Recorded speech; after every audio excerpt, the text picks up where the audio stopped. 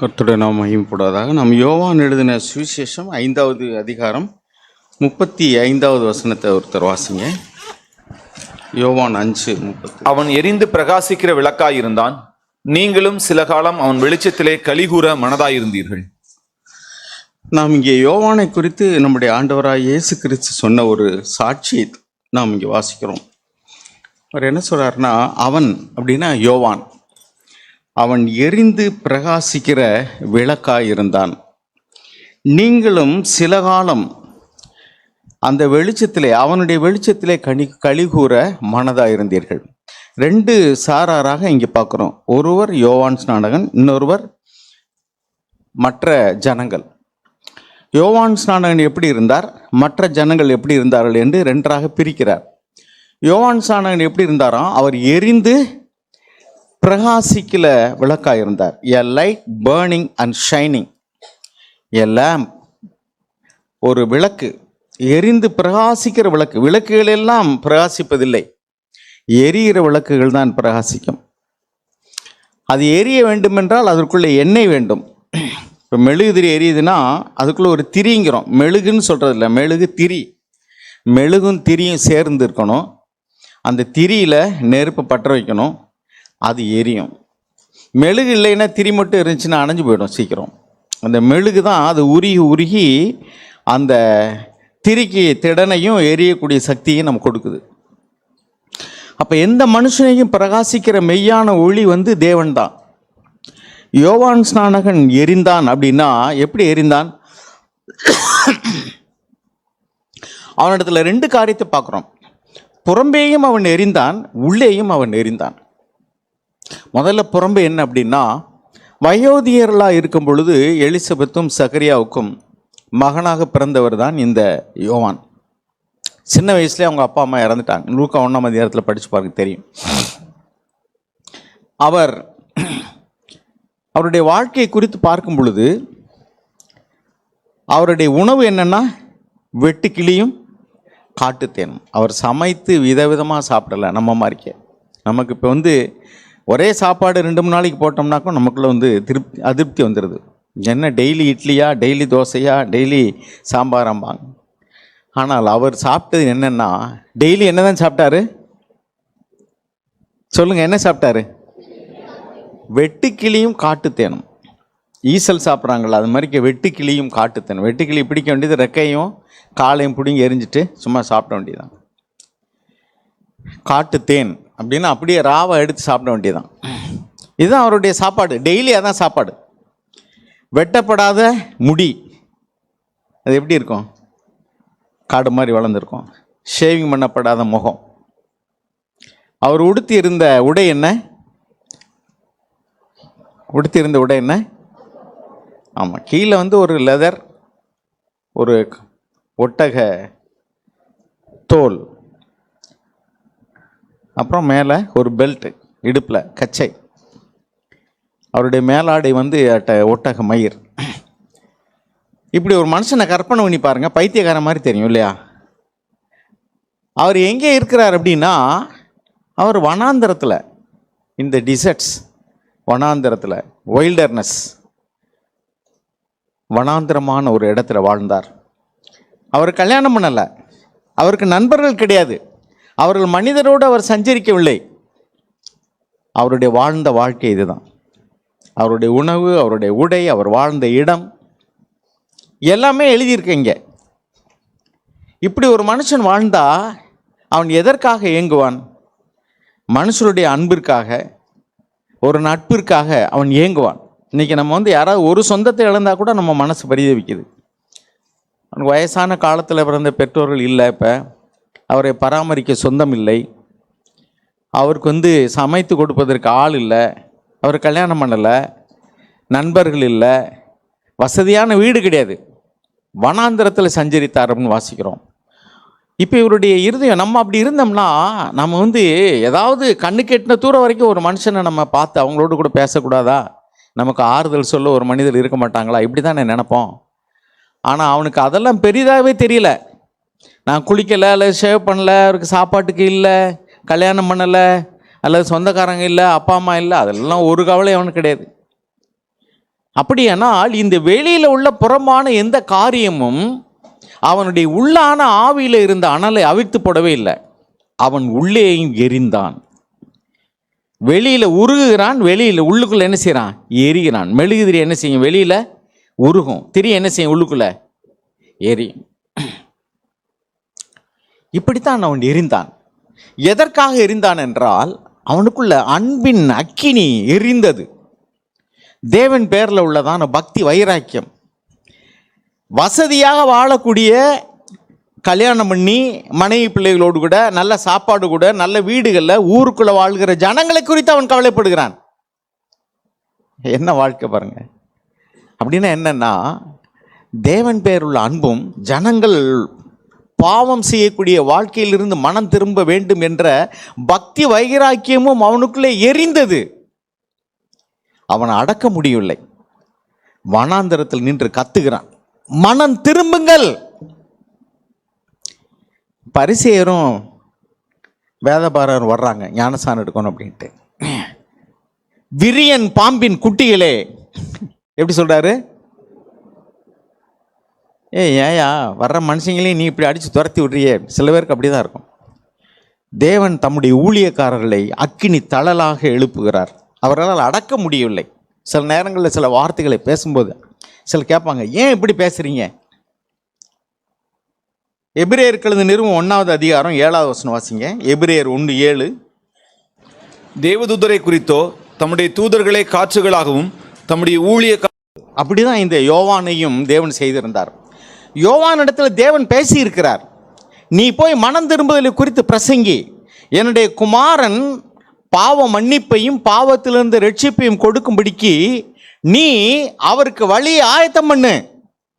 நீ ஞானஸ்நானம் கொடு. மனம் திரும்புகிறவர்கள் யாரெல்லாம் தங்களுடைய பாவமாக வேண்டும் என்று விரும்புகிறார்களோ, மன்னிப்பு வேண்டும் என்று விரும்புகிறார்களோ, அவர்களுக்கு ஞானஸ்நானம் கொடு என்று தேவன் அவனுக்கு கட்டளையிட்டாராம். வரப்போகிற ஆண்டவராகிய இயேசு கிறிஸ்துவுக்கு வழியை ஆயத்தம் பண்ணுகிறார். எப்படி ஆயத்தம் பண்ணுகிறார்? இரட்சகராகிய இயேசு பாவ மன்னிப்பு பாவங்களை அவனுக்கு உணர்த்து அவர்களுக்கு இருக்கிறது. எதற்கு ஆயத்தமாக இருக்கிறது? அடுத்து வருகிற இரட்சகருடைய இயேசுவனுடைய வார்த்தையை கேட்பதற்கு ஆயத்தமாக இருக்கிறது. விவசாயிகளாக இருக்கிறவர்களுக்கு நமக்கு தெரியும், நம்ம விதைக்கிறதுக்கு முன்னாடி என்ன செய்கிறோம்? முதல்ல அந்த தரிசு நிலத்தை பக்குவப்படுத்துகிறோம், அதை உழுவுறோம். அந்த இடத்த தொழி உலர்வு அப்படி உழவுனாக்கும், அதுக்காக இலை கொலையில் போடுறோம், அல்லது உரங்களை போடுறோம், அதை உழுகுறோம், அந்த தண்ணியை பாய்ச்சி அதை அப்படியே சில நேரங்களில் அந்த தொழி உழவு உழுத வயல்வெளியே போனோம்னா கூட வீசும், அந்த கொலையெல்லாம் அழுகி. அந்தளவுக்கு அதை பக்குவப்படுத்தி அப்புறம் பின்னாடி விதைக்கிறவர் வருகிறார். விதையை கொண்டுட்டு விதைக்கும்போது அந்த நிலம் பக்குவமாக இருக்கிறனால அப்படியே உள் வாங்கிக்கிடுது, வாங்கிட்டு அப்படியே முளைக்க ஆரம்பிச்சிருது. இதுதான் ஆயத்தம் பண்ணுறது. உன்னுடைய தரிசு நிலங்களை பக்குவப்படுத்துங்கள். இதுதான் தீர்க்கதரிசியுடைய வார்த்தை. தரிசு நிலங்கள், உன் நிலமெல்லாம் தரிசு மாதிரிக்கே இருக்குது. அதில் இங்கே முள்ளும் குறுக்கும். தரிசு நிலத்தில் என்ன இருக்கும்? முள் முளைச்சிருக்கும், செடி முளைச்சிருக்கும், களை முளைச்சிருக்கும். அதையெல்லாம் நீ இப்பொழுது பக்குவப்படுத்தினா தான் விதை முளைக்கும். வசனமாகிய விதையை நெருக்கி போடாதபடிக்கு உன் இருதயை இப்பொழுது தரிசு நிலமா இருக்கு, அதை பக்குவப்படுத்து. Break the land, the fallow land. அந்த தரிசு நிலத்தை நீ உடைச்சு பக்குவப்படுத்து. அந்த வேலையைத்தான் செய்யும்படி யோவான் ஸ்நானகன் வந்தார். அவருக்குள்ளே அனலாக அப்படியே பற்றி எரிகிறது. எது? தேவனுடைய வீட்டை குறித்த பக்தி வைராக்கியம் ஆண்டவருக்கு பற்றி எரிந்ததல்லவா? அவர் சொல்லுகிறார் பாருங்க, தன்னுடைய ஊழியக்காரர்களை அக்கினி ஜுவாலையாக அவர் எழுப்புகிறார். தேவன் பேரில் உள்ள அன்பினால் அவர்கள் அக்கினியாக எழும்புகிறார்கள். மனிதர்களை குறித்து அவர்களுக்கு பயமில்லை. யோவான் ஸ்நானகன் போய் சொல்ல, நீ உன் சகோதரனுடைய மனைவியை வைத்துக் கொள்வது உனக்கு நியாயமல்ல என்று சொல்கிறான். அவன் ராஜா, மரண தண்டனை கொடுக்கும் அதிகாரம் அவனுக்கு இருக்கிறது. அதெல்லாம் எனக்கு கவலை இல்லைங்க. அவன் வாழ்ந்தது தேவனுக்காக. இதுதான் எழும்பி பிரகாசி. அவன் எரிந்து பிரகாசித்தான். அப்படின்னா உள்ள எரியுது அவனுக்கு அனலாக. அவனால் அடக்க முடியவில்லை. வார்த்தைகளை கக்குகிறான், அனலாக வெளிவருகிறது. மனம் திரும்பு, நீ செய்வது நியாயமல்ல, விபச்சாரம். உன் சகோதரனுடைய மனைவியை நீ வைத்துக் கொண்டிருக்கிறாயே, இது நியாயமா?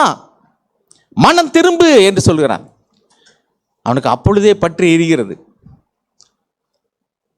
அந்த இன்னொருத்தி இருக்கிறாளே பாவம் செய்கிறவள், அவளுக்கு உள்ளுக்குள்ளே பற்றி எறியுது. உன் தலையை நான் வாங்க விட மாட்டேன். அவனுக்கு கவலையே இல்லைங்க.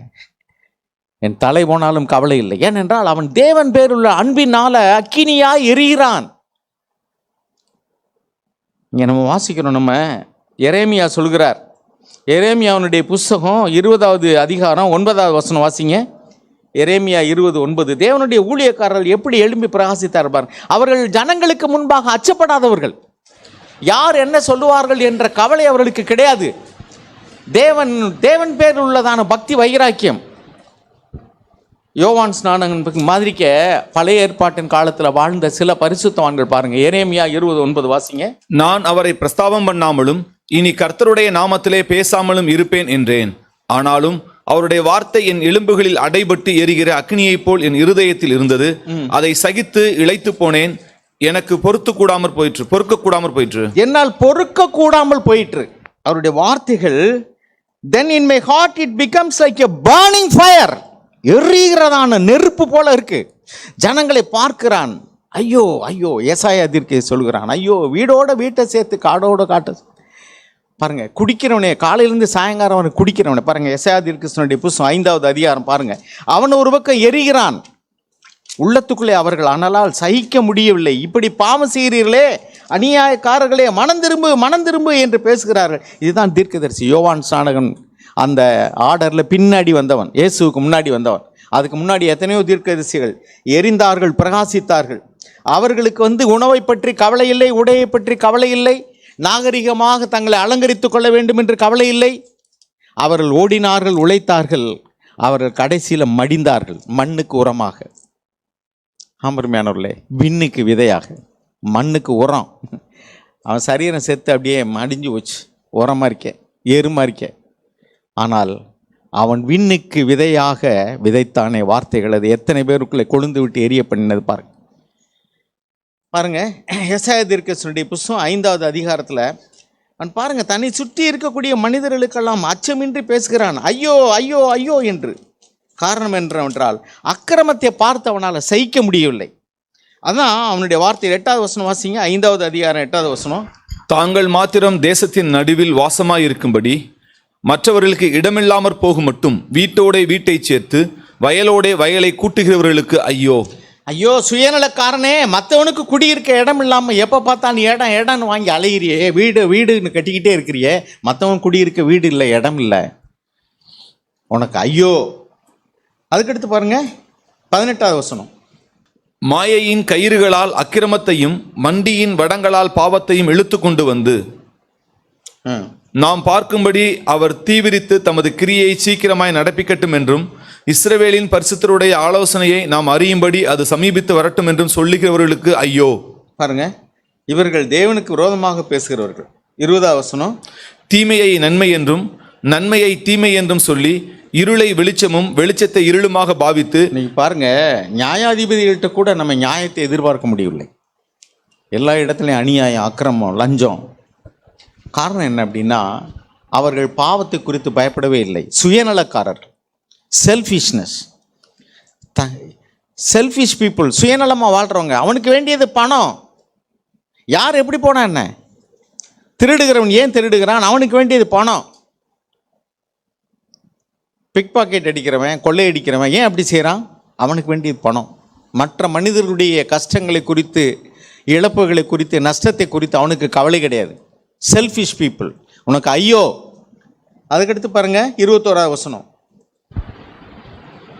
காசு கொடுத்தாச்சுன்னா நல்லது கெட்டதுமா, காசு கொடுக்கலன்னா, காசு கொடுக்கலன்னா நல்லது கெட்டதுமா, காசு கொடுத்தாச்சுன்னா கெட்டது நல்லதுமா. லஞ்சம் வாங்குறவர்கள். அதுக்கடுத்து வாசி. தங்கள் பார்வைக்கு ஞானிகளும் தங்கள் எண்ணத்துக்கு புத்திமான்களுமாய் இருக்கிறவர்களுக்கு ஐயோ.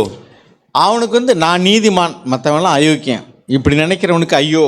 அடுத்து சாராயத்தை குடிக்க வீரரும் மதுவை கலந்து வைக்க பராக்கிரமசாலிகளுமாய் இருந்து பரிதானத்திற்காக குற்றவாளியை நீதிமானாக தீர்த்து நீதிமானின் நியாயத்தை அவனுக்கு விரோதமாய் புரட்டுகிறவர்களுக்கு ஐயோ. முதல்ல சொன்னது அதோடு கூட சாராயத்தை குடிக்கிறவர்கள், மதுபான பிரியர்கள். காலையிலிருந்து சாயங்காலம் குடிச்சுக்கிட்டே இருப்பான், கிடைக்கும் போதெல்லாம் குடிப்பான். ஐயோ. அருமையானவர்களே, இப்படி ஐயோ ஐயோ ஐயோன்னு ஏன் அவர் சொல்கிறாரு? அவருக்குள்ள எலும்புல பற்றி எரியுது, அநியாயத்தை சகித்து கொள்ள முடியவில்லை.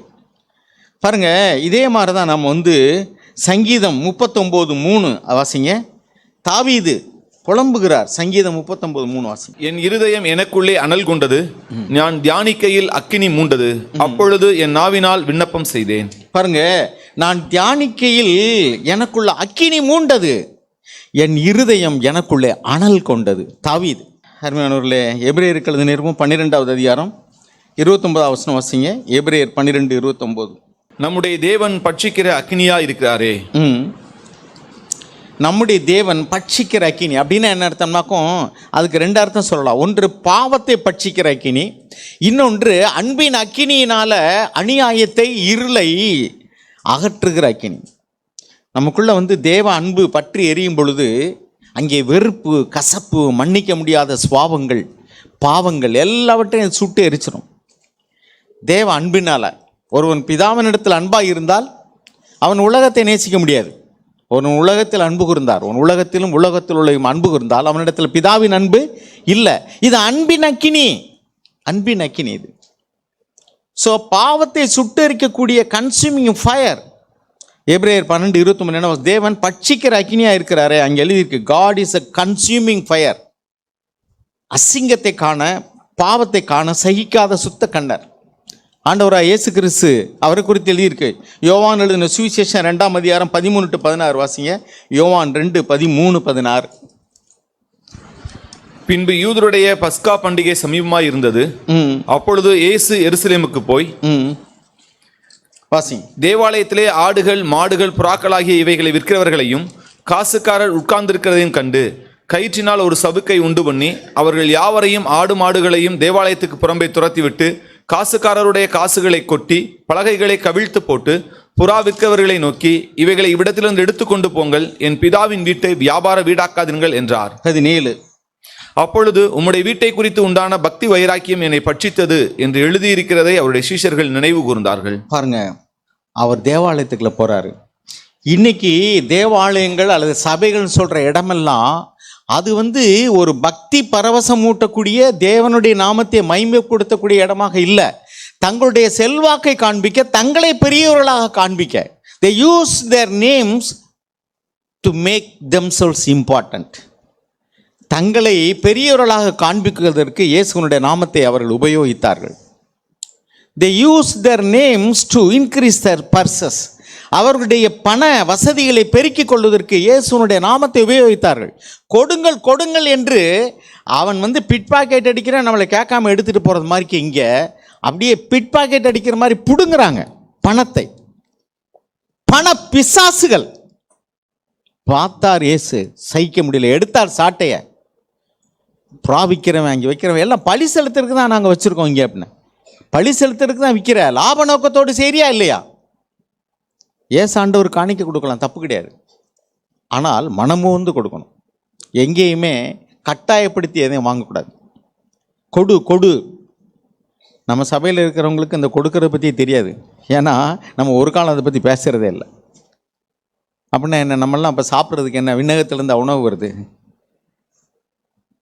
தேவனுடைய அன்பின் அக்கினி நமக்குள்ள பற்றி எரியும் போது நம்மளையே தேவனுக்கு கொடுத்துருவோம். நம்முடைய வேலை கொடுக்கறதுல கஷ்டமே இருக்காது. நம்ம தேவனுக்கு நம்முடைய இருதயத்தை கொடுக்கும்போது, தேவ ஆவியானவர் நம்மகிட்ட ஏவும்போது நாமளே போய் கொடுப்போம். இங்கே உள்ளவங்க கொடுத்தது தானே நம்ம டெய்லியெலாம் சாப்பிட்றோம். இதுக்கு வேண்டி எவ்வளவு செலவு செய்கிறோம். மாதம் எலக்ட்ரிக் பில்லே 5,000 ரூபா, 2 மாதத்துக்கு 10,000 ரூபா எங்கேருந்து கட்டுறோம்? அதெல்லாம் தேவனுடைய பிள்ளைகள் கொடுக்குறதான். அவங்களுடைய இருதயத்தில் தேவனுக்காக உள்ளதான அன்பு அவங்களுக்குள்ள ஏகும்போது தானாக கொடுப்பாங்க. தங்களுடைய இருதயத்தை கொடுக்கும்போது மற்ற எல்லாத்தையும் கொடுக்காமல் இருக்க எப்படி கொடுப்பாங்க? ஆனால் இன்றைக்கி அங்கே என்ன பண்ணுறாங்கன்னா, கொடுங்கள் கொடுங்கள், சாபத்தை சொல்கிறது. நீ கொடுக்கலைன்னா அவனுக்கு சாபம் வந்துடும். வஞ்சிக்கலாமா? பழைய ஏற்பாடு சத்தியத்தை புதிய ஏற்பாட்டில் பேசுவான். இதெல்லாம் தேவன் பார்த்த ஆண்டவர் இன்றைக்கி என்ன செய்வார்னே, இன்றைக்கி சபைகளில் சாட்டை எடுத்து அடிப்பார். ஏன்னா இது இங்கே கள்வர்கள் தங்கக்கூடிய கூடாரமாக மாறிவிட்டது, கள்வருடைய குகையாகிவிட்டது, ஒரு வியாபார ஸ்தலமாக மாற்றி விட்டால். நீ பாருங்கள், நிறைய தேவாலயங்கள் போனீங்கன்னா அங்கே பூரா கடைகள் இருக்கும். கடைகளை கட்டி அவங்களே வாடகைக்கு விட்டுருப்பாங்க பணம் வசூல் பண்ணுறதுக்கு. அந்த கடைகளிலெல்லாம் அவர்கள் விற்கக்கூடிய பொருள் இன்றைக்கி வெளிநாட்டிலெல்லாம் சில இடங்களில் காமிக்கிறாங்க. இங்கிலாந்து அங்கேயெல்லாம் ஆலய கட்டிடங்கள்லாம் ஒயின் ஷாப் இருக்குங்க. ஆலய கட்டிடங்களில் கடைகள்லாம் இருக்குல்ல, அங்கிட்ட மாதிரி அதில் நான் ஒயின் ஷாப் வச்சுருக்காங்க. நிறைய இடங்களில் வந்து அவங்க ஆலய கட்டிடங்களே விற்றுட்டாங்க. ஷாப்பிங் மாலு, அப்புறம் இன்னும் வேறு புற மதஸ்தவர்கள் வாங்கி அதுகளை தங்க ஆலயமாக மாற்றிக்கிட்டாங்க. நிலைமை அப்படி. காரணம் என்னென்னா, அந்த உள்ள பற்றி எரியக்கூடிய தேவனுக்காக உள்ள பக்தி வைராக்கியம் என்னும் அக்கினி இல்லை அங்கே. நேற்று நெருப்பு எறிஞ்ச அடுப்பில் இன்னைக்கு நெருப்பு எரியலைன்னா அது சாம்பல். அந்த சாம்பல் இன்னைக்கு ஒன்று பூனை வந்து படுக்குமா இல்லையா? அது நெருப்பு எரியும் போது ஒரு பூச்சியாவது போக முடியுமா? ஆனால் இன்னைக்கு அனல் இல்லாத எரியாத ஒரு விறகு கட்டாது. இப்போ நேற்று எரிந்த அந்த அனல் இன்னைக்கு இல்லை. அதனால தான் ஆண்டவர் சொல்கிறாரு, ஒவ்வொரு நாளும் உனக்குள்ள அந்த அக்கினி பற்றி எரியணும். அது பள்ளி பீடத்தில் அக்கினி ஒரு காலம் அவிந்து போகவே கூடாது. லேவியராகமம் 24வது அதிகாரம் 2வது வசனம் வாசிங்க. குத்துவிளக்கு எப்பொழுதும் எரிந்து கொண்டிருக்கும்படி அதற்காக இடித்து பிழிந்த தெளிவான ஒலிவ எண்ணெயை இஸ்ரவேல் புத்திரர் உன்னிடத்தில் கொண்டு வரும்படி அவர்களுக்கு கட்டளையிடு. Command the sons of Israel that they may bring to you clear oil from beaten olives for the light to make a lamp burn continually. தொடர்ச்சியாக எரியணும். நேற்று மட்டும் எரிஞ்சிச்சு, இன்னைக்கு எரியலைன்னு சொன்னால் போச்சு. நேற்று உங்களை நியாயந்திருத்தீங்க. உங்களுக்குள்ள சுயநலம் இருந்தது, பெருமை இருந்தது, பாலி இச்சை இருந்தது, பரிசுத்த ஆவியினுடைய அக்கினி பற்றி எரிந்தது, அதெல்லாம் பட்சித்து போட்டது. நேற்று அடுப்பு எரிஞ்சுக்கிட்டு இருந்துச்சு, கண்ணு பக்கத்தில் போகவே முடியல. அனல், பூச்சி, புழு எது வந்தாலும் சேர்த்து சாம்பலாயிருக்கும் இங்கே. ஆனால் இன்றைக்கு அந்த அடுப்பு எரியவில்லை என்றால் அதே இடத்துல நேற்று அனலில் பக்கத்திலூட போக முடியாத பூச்சியெல்லாம் இன்னைக்கு வந்து உட்காரும். காரணம் என்னென்னா, அங்கே இன்னைக்கு அடுப்பு எரியலை. பரிசுத்த ஆவியானவர் புதிய ஏற்பாட்டின் காலத்தில் எல்லா சீஷர்கள் மேலும் விட்டு இறங்கும்போது அக்கினி நாவாக இறங்கினார். Is the fire of tongue. ஆமருமையானவர்களே, நமக்குள்ள அந்த பரிசுத்த அக்கினி, தேவனுக்காக பற்றி எரியக்கூடிய பக்தி வைராக்கியம், பாவத்தை சகிக்காத ஒரு சுவாபம், அது பற்றி எரியலைன்னு சொன்னால் கண்டிப்பாக நாமெல்லாம் அனலின்றி வெதுவெதுப்பும் இல்லாமல் வாந்தி பண்ணப்படக்கூடிய நிலைமைக்கு போயிடும். வெளிப்படுத்தின விசேஷம் 3வது அதிகாரம் 15 வாசிங்க. லவோதிக்கேயா சபைக்கு தேவன் சொல்றாரு பாருங்க. உன் கிரியைகளை அறிந்திருக்கிறேன். நீ குளிரும் அல்ல அனலும் அல்ல. நீ குளிராயாவது அனலாயாவது இருந்தால் நலமாயிருக்கும். இப்படி நீ குளிரும் அன்றி அனலும் இன்றி வெதுவெதுப்பாய் இருக்கிறபடியினால் உன்னை என் வாயினின்று வாந்தி பண்ணி போடுவேன். நீ நிர்பாக்கியம் உள்ளவனும் பரிதபிக்கப்படத்தக்கவனும் தரித்திரனும் குருடனும் நிர்வாணியுமாய் இருக்கிறதை அறியாமல் நான் ஐஸ்வர்யவான் என்றும் திரவிய சம்பளன் என்றும் எனக்கு ஒரு குறைவும் இல்லை என்றும் சொல்லுகிறபடியால் நான் நீ ஐஸ்வர்யனாகும்படி நெருப்பிலே புடமிடப்பட்ட பொன்னையும் உன் நிர்வாணமாகிய அவலட்சணம் தோன்றாதபடிக்கு நீ உடுத்திக் கொள்வதற்கு வெண்வஸ்திரங்களையும் என்னிடத்திலே வாங்கிக் கொள்ளவும் நீ பார்வை அடையும்படிக்கு உன் கண்களுக்கு கலிக்கம் போட வேண்டும் என்று உனக்கு ஆலோசனை சொல்லுகிறேன். பாருங்க, எனக்கு ஒரு குறையும் இல்லை. இப்போ எனக்கு என்ன குறை இருக்குது? ஒரு குறையும் இல்லை. ஆண்டவர் என் பாவத்தை மன்னிச்சிட்டாரு. என்னுடைய தேவைகளுக்கெல்லாம் பணம் இருக்குது, வசதி இருக்குது, எல்லாம் இருக்குது. இப்போ அவங்ககிட்ட அனலும் இல்லை, குளிரும் இல்லை, நெய்தர் ஹாட் ஆர் கோல்டு. அப்போ உங்களுடைய தேவைகள் சந்திக்கப்படாத பொழுது இயேசுவே அப்படின்னு பார்த்தீங்க. ஆனால் இப்போ உங்களுக்கு தேவைகள் பூர்த்தி ஆயிடுச்சு. உங்களுக்கு வியாதி இருந்துச்சு, மருத்துவர்கள் வைத்தியம் பார்த்து சுகமாக்க முடியல, ஆண்டவரேன்னு கூப்பிட்டீங்க, இன்னைக்கு வியாதி சுகமாயிடுச்சு. ஸோ இப்பொழுது உங்களுக்கு ஒரு குறையுமே இல்லை. ஏன்னா சரீர பிரகாரமான தேவைகளுக்காக தான் நீங்கள் ஆண்டவர்கிட்ட வந்தீங்க. ஆனால் உங்களுடைய ஆவிக்குரிய காரியங்களில் நீங்கள் இயேசுவை போல வளர்ந்துட்டீங்களா? நம்ம வளரலை அப்படின்னா நமக்குள்ள ஆண்டவரே இன்னும் எனக்குள்ள பொறாமை இருக்குது, இன்னும் எனக்குள்ள பெருமை இருக்குது, இன்னும் எனக்குள்ள பாலிய இச்சைக்குரியதான கெட்ட சிந்தனைகள் வருது, இன்னும் என் கண்ணை அலைமோதுது. ஒரு பெண்ணை பார்க்கும் பொழுது அவளுடைய அங்க அவயவங்களை பாணும்படி உங்கள் கண்ணு போகுதா? நம்ம கண்ணு போகுதா? வாலிபர்களே நியாயந்திருங்க. திருமணமானவர்களே நியாயந்திருங்க. திருமணமான பெண்கள் இன்றைக்கி எத்தனை பேர் வந்து வாட்ஸ்அப்பில் வந்து மற்ற மனிதர்களுக்கெல்லாம் மெசேஜ் அனுப்பிச்சிட்ருக்காங்க. எத்தனை ஆண்கள் எத்தனை பெண்கள் வந்து அவனவன் தன் அயலானுடைய பெஞ்சாதிக்கு பின்னாடி கணக்கிறான். எரேமியா 5:8. எப்படி தீர்க்கதரிசிகள்லாம் இப்படி பேசுனாங்க? அது நமக்கு பார்க்க என்ன பொல்லாத வார்த்தை போல் தெரியுது.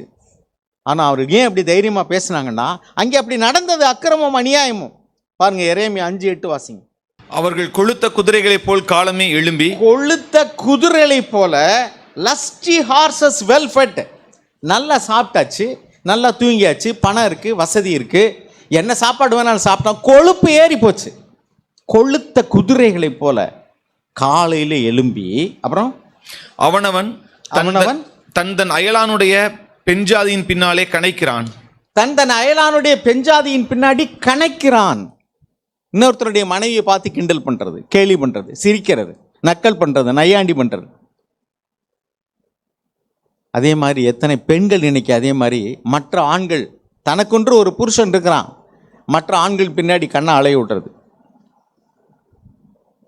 யோபு எவ்வளவு தேவபக்தி உள்ள மனுஷன். அவன் என்ன சொல்றான் பாருங்க, என் கண்கள் பாருங்க. அந்த யோபுனுடைய புஸ்தகம் 31ஆம் அதிகாரம். தேவனுடைய பக்தர்கள் எப்பொழுதுமே தேவனுக்காக பற்றி எரிகிறதான அந்த ஆவியில் அனலா இருந்தாங்க.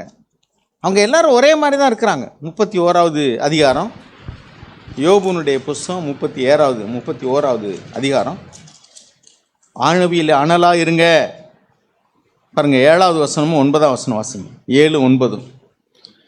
என் நடைகள் வழியை விட்டு விலகினதும் என் இருதயம் என் கண்களை பின்தொடர்ந்ததும் ஏதாகிலும் ஒரு மாசு என் கைகளில் ஒட்டி கொண்டதும் உண்டானால் என் மனம் யாதொரு ஸ்திரீயின் மேல் மயங்கி அயலானுடைய வாசலை நான் எட்டி பார்த்ததுண்டானால், அயலானுடைய வாசலை எட்டி பார்த்ததுண்டானால், இன்னொருடைய வீட்டினுடைய ஜன்னல் வழியா அவன் பார்வை போகுதா? நீ உன் வீட்டு மாடியில் இருக்கலாம், அவன் பார்வை இங்கே போகுதா?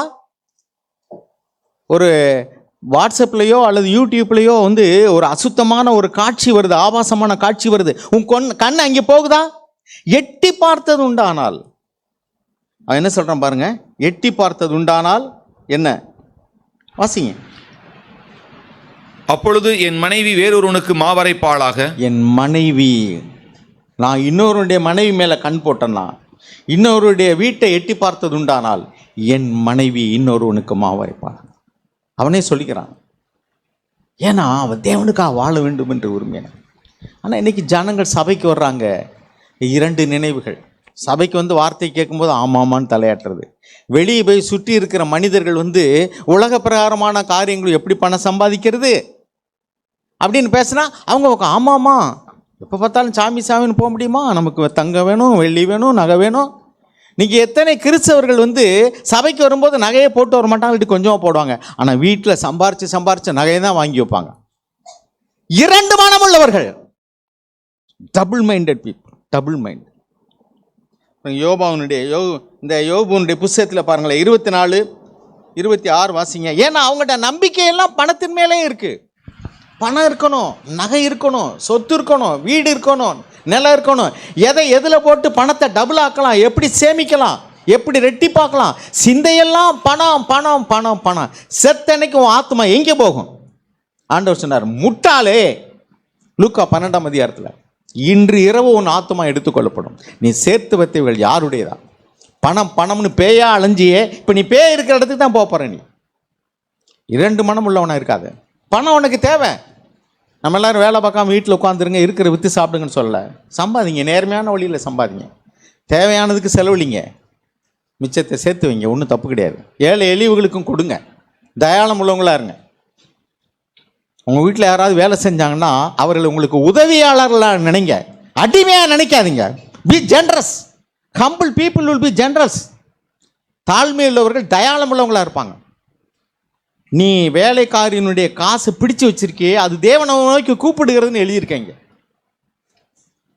நம்ம வேலை பார்த்தா எனக்கு வருஷம் இன்க்ரிமெண்ட் கிடைக்கணும், எனக்கு வருஷம் போனஸ் கிடைக்கணும். நான் தீபாவளி கொண்டாடலையோ, நான் கிறிஸ்டியனுங்க தீபாவளி கொண்டாட மாட்டோம்னு எங்கேயாவது சொல்கிறோமா? அட்வான்ஸ் கொடுத்தா வாங்கிக்கிறோம்ல, போனஸ் கொடுத்தா வாங்கிக்கிறோம். உங்கள் வீட்டில் வேலை செய்கிறவங்களுக்கு அப்படியே நீங்கள் கொடுக்கறது இல்லை. நமக்கு மட்டும் வேலைக்கு வருஷம் எனக்கு இன்க்ரிமெண்ட் வரணும், சம்பளம் கூடணும். ஆனால் நம்மகிட்ட வேலை செய்கிறவங்களுக்கு ஒரு 10 ரூபா சேர்த்து கொடுங்கன்னா சரி, அதெல்லாம் முடியாது. எவ்வளவு தூரம் ஒரு ஏழையாக இருக்கிறவனை, தரித்திரனாக இருக்கிறவனை ஒடுக்க முடியுமோ, அவனுடைய சம்பளத்தை குறைக்க முடியுமோ. கருவேப்பிலை விற்கிறவங்க இப்போ எவ்வளோங்க கருவேப்பிலை? 5 ரூபா, 10 ரூபாய்க்கு கொடுங்க. ஒரு காலத்தில் 50 பைசானா 25 பைசா கொடுங்கம்மா. ஆனால் கருவேப்பிலை விற்று சேர்ந்து என்ன பங்களாவாக கட்டிடுவான் அவன். அவன்கிட்ட போய் பேரம் பேசுகிறோம். அங்கே ஆஸ்பத்திரியில் டாக்டர்கிட்ட போவான், தலை வலிக்குதுங்கன்னா ஸ்கேன் எடுத்துகிட்டு வாங்கம்மா, அதில் அவனுக்கு 40% கமிஷன். பெரிய ஒரு லிஸ்ட் எடுத்து கொடுத்து இது பூரா டெஸ்ட் பண்ணிட்டு வாங்க, அதில் பூரா கமிஷன் உனக்கு. பகல் கொள்ளை இங்கே வாயை திறக்காமல் கொடுத்து வரும். 500 வாங்கக்கூடிய சாதாரண டாக்டர்கிட்ட போனால் 500 போகிறதுக்கு அவன் 5000 வாங்குவான். அவன் அப்படியே கொடுத்துட்டுவோம். அவன்கிட்ட வந்து ஒரு 5 ரூபாய் குறைங்கன்னு கேட்டு பாருங்க பார்ப்போம். அங்கே பேசவே மாட்டான் வாயை. ஆனால் இங்கே கருவேப்பிலை விற்கிறவங்க வேறு என்ன மாதிரி சும்மா விற்கிறாங்கல்ல, அவங்ககிட்ட எல்லாம் கூவிக்கு அவங்ககிட்ட என்ன 5 ரூபாயா? பண ஆசைங்க, சுயநலம். அவன் 5 ரூபாய்ன்னு சொல்கிறவன்ட்ட போய் ஒரு 2 ரூபாய் குறைச்சா நமக்கு நல்லதான். நம்ம வீட்டில் வேலை செய்கிறவங்க வந்து 3000 கொடுங்கண்ணா, 2000 ரூபா தான். உங்கள் வேலை செய்கிறவங்ககிட்டலாம் கொஞ்சம் தயாளமாக இருங்க. உங்கள் பணம்லாம் வந்து உங்கள் கூட வராது செத்தன்னைக்கு. இங்கே பணம்னா நீங்கள் பிணமாகும் போது உங்கள் ஆத்மா நரகத்தில் இருக்கும். Be careful, be generous. உங்கள் வீட்டில் வேலை செய்கிறவங்க உங்கள் வீட்டை நகரக்கூடாது. அப்படி வச்சுக்கிடுங்க. அன்பாக இருங்க, தயாளமாக இருங்க. இப்படி தாங்க அன்பினால் வந்து நம்ம மற்றவங்க மேலே இரக்கமாக இருக்கும், தயாளம் உள்ளவங்களாக இருக்கும். நம்ம வீட்டில் யாராவது வேலை செஞ்சால் செர்வெண்ட்டுன்னு சொல்லாங்க, ஹெல்ப்பர்ஸ். அவங்க நமக்கு உதவி செய்கிறோம். நம்மளால் முடியலன்னு உதவி செய்கிறாங்க, நம்மளால் முடிஞ்சது அவங்களுக்கு உதவி செய்வோம். இந்த மென்டாலிட்டியை வளர்த்துக்கிடுங்க. நம்ம பெரிய பணக்காரன் எங்கள் வீட்டில் வேலை செய்கிறாங்கன்னு சொல்லாங்க. நம்ம பணத்தை எடுத்தாச்சுன்னா என்ன செய்வோம்? நம்ம இலங்கையில் உள்ளவங்க இங்கெல்லாம் அகதியெல்லாம் கேம்பில் இருக்காங்களா, அவங்க வீடுகளில் போய் பாருங்கள். அங்கே எவ்வளோ பெரிய பணக்காரர்கள் தெரியுமா? அங்கெல்லாம் நான் இதுக்கு முன்னாடி இருந்தவங்களாம் பார்த்துருக்கேன். லட்சமாக கோடி அவங்கள குண்டை போட்டான். இங்கே வந்து அந்த குடிசை வீடுகளில் கிடந்தாங்க. கரண்ட்டு கிடையாது, ஃபேன் கிடையாது. அங்கேயே பார்த்தீங்கன்னா அவங்க வீடுகளும் சோபாக்களும் இங்கே இருக்கிற சகோதர சகோதரிகிட்ட எல்லாம் விட்டு வந்தது போய் பார்த்தீங்கன்னா எப்படி விட்டு வந்தாங்க? போடுறான்ல, இங்கே உக்ரைனில் போடுறாங்க, ரஷ்யானில் போடுறாங்க, ஈரானில் போடுறான், இஸ்ரேலில் போடுறான், லெபனானில் போடுறான், சிரியாவில் போடுறான். அங்கே உள்ள மக்கள்லாம் அலறி அடித்து ஓடுறான். 1000 பேர் செத்து போயிட்டாங்கிறாங்க. இங்கே போட எவ்வளோ நேரம் ஆகும்? 2000 கிலோமீட்டர் தள்ளி போய் 100 பிளேன் அடிச்சிருக்கான் அன்றைக்கி. 2000 கிலோமீட்டர் தள்ளி போய் இந்த இருக்கிற கொழும்புலேருந்து போட்டால் இங்கே வந்து விழுந்துடும். நமக்கு நேரிட எவ்வளோ நேரம்? ஒரு வெள்ளம் வந்துச்சுன்னா பெரிய பெரிய பணக்காரன்லாம் வந்து வெள்ளம் வந்து பொழுது மெட்ராஸில் வந்து காம்பவுண்ட் சோருக்கு மேலே வந்துச்சு, அவெல்லாம் கைலியோடு கட்டிக்கிட்டு போகிறாங்க. அவனுக்கு நிறைய, அவன் வீட்டில் வச்சுருக்கிற பத்திரங்களே ஒரு பீரோ நிறையா இருக்கும், அவ்வளோ சொத்து இருக்கும். அது தூக்கிட்டு போய் என்ன பண்ணாங்க? கொரோனா வந்துச்சே, எத்தனை பேர் வந்து காய்கறி வாங்கக்கூட முடியலை. அரிசி பருப்பு கூட நம்ம எவ்வளோ கிடைக்குமா, எத்தனை நாள் வருமானு நினச்சோமா இல்லையா? உங்களுடைய பணத்தின் மேலே ஒரு இருதயத்தை வச்சிங்கன்னா உங்களுக்குள்ள தேவனுடைய அன்பை கொண்டு வர்றதுக்கு எப்படி பேச வேண்டியிருக்கு? இப்படி தான் பேச வேண்டியிருக்கு. எலியா அன்னைக்கு பேசினார். எலியாவின் ஆவி தான் யோவான்ட்ட. இன்னைக்கு அதே ஆவி, யோவானுடைய ஆவி சபையில் பற்றி எரிய வேண்டும். இன்னைக்கு நிறைய பேர் சபையெல்லாம் 2ஆம் தரங்க. ஆராதனை ஆரம்பிச்சிருந்து பாருங்க. உங்கள் ஸ்கூலுக்கு பிள்ளைகளை 8 மணினா 8 மணிக்கு கொண்டு விடுறீங்களா இல்லையா? 8:05 போனால் வெளியே நிறுத்திடுவாங்க. 9 மணிக்குன்னா 9 மணிக்கு கொண்டு விடுவீங்க. ஆனால் சர்ச்சுக்கு 10க்கு வரலாம், 10:15 வரலாம், 10:30 வரலாம், எப்போ வேணாலும் வரலாம். இங்கே யாருங்க கேட்க? அது ஆண்டவர் தானுங்க. சரி, இப்போ ஒருத்தரை குறித்து பேசிகிட்டு இருந்தேன். அவர் யார்? யோவான் சாணன். அவன் வெளியேயும் எரிந்தான், உள்ளேயும் எரிந்தான். ஆனால் இன்னொரு சாரார் குறித்து ஆண்டவர் சொன்னார். அவர் யார்? நீங்களும் சில காலம் அவனுடைய வெளிச்சத்திலே என்னத்துக்கு ஆசையாக இருந்தாங்க? களி கூறுறதுன்னா என்ன? சந்தோஷமா இருங்க. ஆகா, அருமையான பிரசங்கம். யோவான் சாணன்ட்டு அந்த ஊரே போச்சுன்னு எழுதியிருக்கு. ஓல்ட் எருசலேம் அண்ட் யூதேயா பட்டணமே அவர் பின்னாடி போச்சான். இப்போ 2 சாரார்னு சொன்னேன். ஒரு சாரார் இந்த யோவானை போல எரிந்து பிராசிக்கிறவர்களாக இருக்கிறாங்க. இயேசுக்காக எதையும் இழந்து விட தயார். எனக்கென்று எனக்கு வேண்டாம், ஆண்டவருடைய நாமம் மகிமைப்பட்டால் போதும், ஜனங்கள் மனம் திரும்பினா போதும் அப்படின்னு நினைக்கிறவங்க. சபையிலையும் அப்படி தான். இன்னொரு சாரார் வந்து தலையாட்டி பொம்மைகள் மாதிரி பின்னாடி வந்துட்டு அவருடைய வெளிச்சத்தில் நம்ம ஒருத்தர் வேதத்தை தியானித்து ஷேர் பண்ணால் அதை கேட்டுட்டு சந்தோஷப்பட்டா அருமையான பிரசங்கம், நல்ல சபை, நல்ல சத்தியம், நல்ல சகோதரர்கள், நல்ல ஐக்கியம், இப்படி சர்டிஃபிகேட் கொடுத்துட்டு போகிறவங்க. What you did. மத்தேயு 3:5 வாசிங்க. மத்தேயு 3. அப்பொழுது எருசலேம் நகரத்தாரும் யூதேயா தேசத்தார் அனைவரும் யோர்தானுக்கு அடுத்த சுற்றுப்புறத்தார் யாவரும் அவனிடத்திற்கு போய் தங்கள் பாவங்களை அறிக்கையிட்டு யோர்தான் நதியில் அவனால் ஞானஸ்நானம் பெற்றார்கள். போதும். 5ஆம் வசனம்.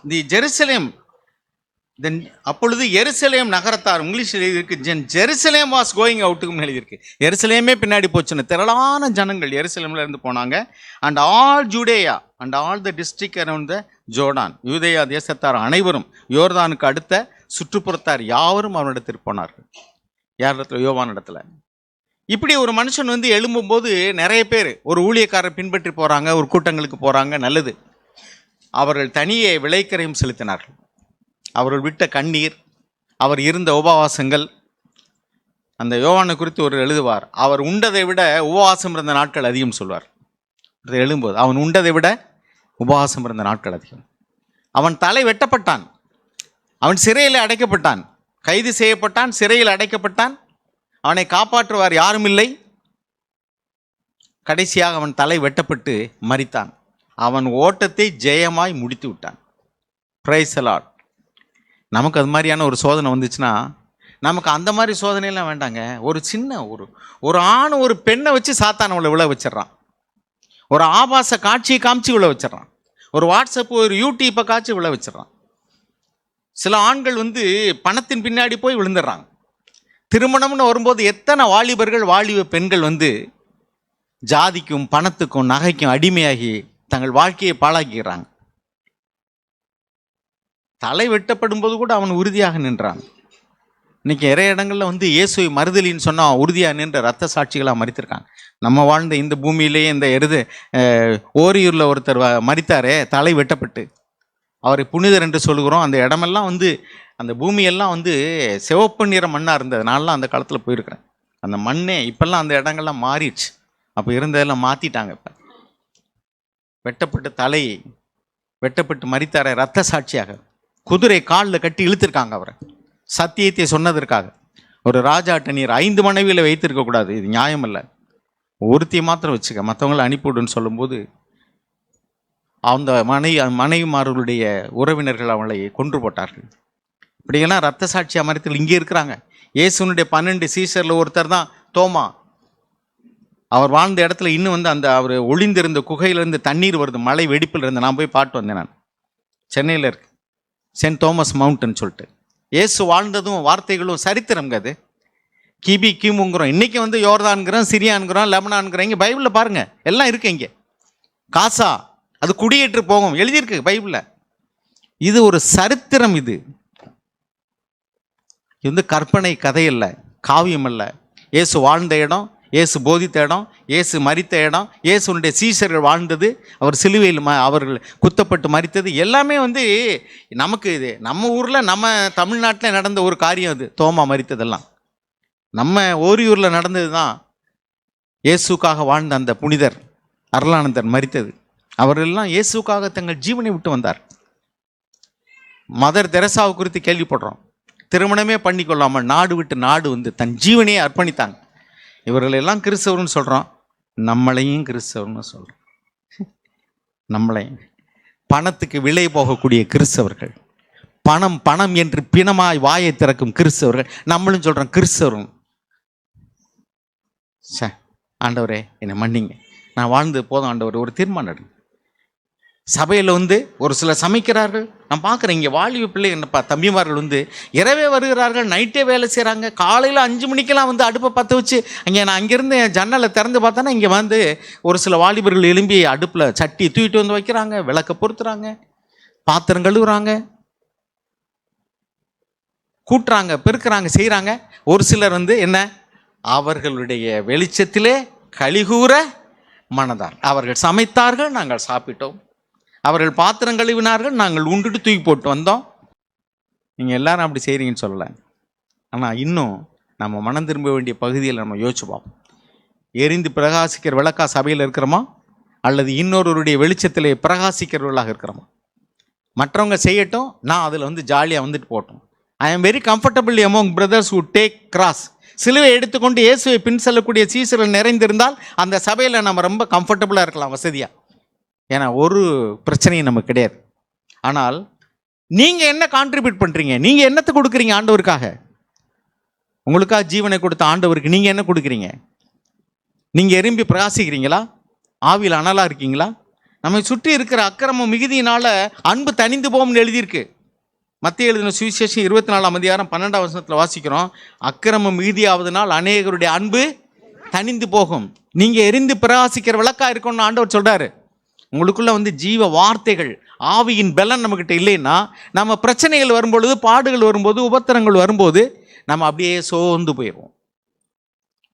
ஆபத்து காலத்தில் சோர்ந்து போயானால் உண்மையில் என் ஆத்துமா என்ன செய்யாது, பெருமையாராது. உன் ஆபத்து காலத்தில் என்னை நோக்கி கூப்பிடு. சங்கீதம் 50:15, நான் உன்னை விடுவிப்பேன், நீ என்னை மகிமைப்படுத்துவாய். அப்போ தேவனை அறிந்தவனா நீ தேவனை நோக்கி கூப்பிட முடியும். இன்னைக்கு நிறைய பேர் வந்து சகோதரர்களை கூப்பிட்றாங்க, ஊழியக்காரரை கூப்பிட்டாங்க, அங்கே ஜெபம் பண்ணிக்கிறீங்க, இங்கே ஜெபம். ஏன் நீங்கள் ஜெபம்னு ஆண்டவர் கேட்க மாட்டாரா? கேட்பாரு. உங்களுக்கும் தேவனுக்கும் எனக்கும் தேவனுக்கும் உறவு இருக்கணுங்க. ஆண்டவர் சொன்னது இதுதான், ஒன்றான மெய்தேவனாகி உம்மையும் நீர் அனுப்பினவராகி இயேசு கிறிஸ்துவையும் அறிவதே நித்திய ஜீவன். இயேசு கிறிஸ்துவை அறிந்து கொள்வதும் அவரோடு உறவாடுவதில் தான் நித்திய வாழ்வு இருக்கு. அவர் பரிசுத்த ஆவியானவர் மூலமாக நம்முடைய இருதயத்துக்குள்ள வருவார். அவர் சொல்லுவார், நீ இப்போ பெருமையாக இருக்கிற, நீ இப்போ சுயநலமாக இருக்கிற, நீ இப்போ இச்சையோடு பார்க்குற, இப்போ உன் இருதயத்தில் என்ன நினைவு ஓடிக்கிட்டு இருப்பாரு, பொருள் ஆசை. தேவ ஆவியானவர் பேசுவார். Let us walk with Jesus. என்ன அருமையானவர்களே, அந்த 2 சாராரில் யோவான் ஸ்நானங்களை போல இருக்கும். தேவனுக்காக நான் உன்னை செய்யணும், ஆண்டவருக்காக நான் என்ன செய்யணும், எதை கொடுத்தாலும் சரி, எதை செஞ்சாலும் சரி, ஆண்டவரே அவர் மூலமாக, அவர் வார்த்தையின் மூலமாக, அவருடைய ஆவியானவர் மூலமாக நாம் எழும்பி பிரகாசிப்போம். எழும்பி பிரகாசி, உன் ஒளி வந்தது. தேவன் உன்னை பிரகாசிக்க பண்ணுவார். ஆண்டவருக்காக எழும்பி பிரகாசிக்கணும். ஆண்டவரே நான் ஏதாவது என்னால் முடிஞ்சதை நான் செய்யணும், மற்றவங்க செய்யட்டும், நமக்கு என்ன, நம்ம வருவோம் சாப்பிடுவோம் போவோம் இருந்தீங்கன்னா நீங்கள் இன்னொரு கூட்டத்தில் தான் இருக்கிறீங்க. ஒரு சாரார் எடுத்துக்கொள்ளப்படுவார்கள், ஒரே சபைக்கு வந்ததில் சிலர் கைவிடப்படுவார்கள். நாம் கைவிடப்படும்படிக்கு ஆண்டவர் இப்போ பேசலை, மனம் திரும்பும்படி பேசுகிறார். ஏன்னா அவர் நம்மை நேசிக்கிறார். ஆமேன். எத்தனை பேர் இதையெல்லாம் வந்து என்னடி இந்த அடி அடிக்கிறீங்கன்னு நினைக்காதீங்க. ஏசாண்டவர் நம்மளோடு பேசுகிறார். ஏன்னா அவர் எரியும் பொழுது அந்த அனல் வந்து நம்மள்கிட்ட கிட்டத்தில் நெருங்க முடியாதபடிக்கு வரும். ஆனால் அந்த அசுத்தம் தான் சாகும். காற்றடிக்கும் போது மணியெல்லாம் வந்து ஒரு இடத்துல சேருங்க, பதற தான் போகும். நீங்கள் பதறா இருக்காதீங்க, மனம் திரும்பிட்டீங்கன்னா மணி ஆயிடுவீங்க. மனம் திரும்புங்க. மனம் திரும்ப முடியாதான் தேவன் பேசுகிறார். நம்பிக்கையெல்லாம் பேசலாம். மனம் திரும்புங்க, உங்களை ஒப்பு கொடுங்க, முழுமையாக ஆண்டவருக்கு ஒப்பு கொடுங்க. அரைகுறை இதயத்தோடு வராதிங்க. ஆண்டவர் தான் எனக்கு முக்கியம். வாழ்க்கையில் வந்து இன்னும் கஷ்டம், நஷ்டம், நிந்தை, அவமானம் அல்லது அது ஆண்டவருடைய வார்த்தை நிமித்தம் வந்தால் பரவாயில்ல. ஆண்டவரை தேடாதனால வந்தால் நிறைய பேர் சபைக்கு பல வருஷமாக வருவாங்க, கடன்லேயே இருப்பாங்க காலமுறை. ஏன் காரணம் என்ன? காரணம் என்னன்னா அவர் கர்த்தருக்கு முக்கியத்துவம் கொடுக்கல. கஷ்டமாக இருக்கு கேட்டா, ஆயிரக்கணக்கில் கடன், லட்சக்கணக்கில் கடன், 5 வருஷமாக கடன், 10 வருஷமாக கடன், ஆயில் கைதி மாதிரி ஆயில் பூரா கடன் சிலவே இருக்கிறாங்க. நீ கர்த்தரை ஏன் தேடுற? ஆண்டவரை நீ புரிந்து கொள்ளலையா? உன் இருதயத்தை முழுவதும் ஆண்டவருக்கு ஒப்புக்கொடு. நீ உண்மையா நீதியா வாழன்னு நினை, கடன் இருக்க மாட்டா கண்டிப்பா. ஏன்னா கர்த்தரை தேடுகிறவர்களுக்கோ ஒரு நன்மையும். இது உண்மையா? உண்மையா? உண்மையினா ஏங்க நம்ம வாழ்க்கையில் நடக்கல? கேட்க வேண்டாமா? ஆண்டவருடைய வார்த்தை உண்மைனா அப்போ நான் பொய்யன் அப்படி தானே அர்த்தம். நம்ம வாழ்கிற வாழ்க்கையில் எங்கேயோ தப்பு இருக்குன்னு அர்த்தம். அதை கரெக்ட் பண்ணால் சரியாயிட்டு போகுது. நம்ம யோசிப்போம். யாரும் வந்து சோர்ந்து போக. ஆண்டவருக்குள்ள பக்தி வைராக்கியமாக இருங்க. உங்களுக்கு சமாதானம் இருக்கும், சந்தோஷம் இருக்கும். ஆண்டவரே நீங்கள் என்னை ரட்சித்தீங்க, அந்த வாழ்க்கையினுடைய அந்த மேன்மையை நான் உணரணும். மனம் திரும்புவோம். மனம் திரும்பாமல் சபைக்கு வந்தால் பிரயோஜனமே இல்லை. அதுக்காக தான் நம்ம இவ்வளோ தூரம் பேசுகிறோம். யார் வந்து என்னடா இப்படி பிரதர் நம்மளை பார்த்து தான் பேசுகிறான்னு நினைக்கணும். உங்களை பார்த்து பேசுகிற மாதிரி இருந்தால் கவலை இல்லை எனக்கு. ஆனால் மனம் திரும்பிட்டீங்கன்னா அப்புறம் அந்த வார்த்தை உங்களுக்குள்ள வராதுல்ல. உங்களுக்குள்ளே ஏதாவது ஒரு காரியம் இருக்கும்போது தான் அது உங்களுக்கு நேராக வருதுன்னு நினைக்கிறீங்க. ரைட்டு, மனம் திரும்பிடுங்க, அப்புறம் உங்களுக்கு நேராக அது வராதுல்ல. அவ்வளோதான். கர்த்தர் நம்மை ஆசீர்வதிப்பார்.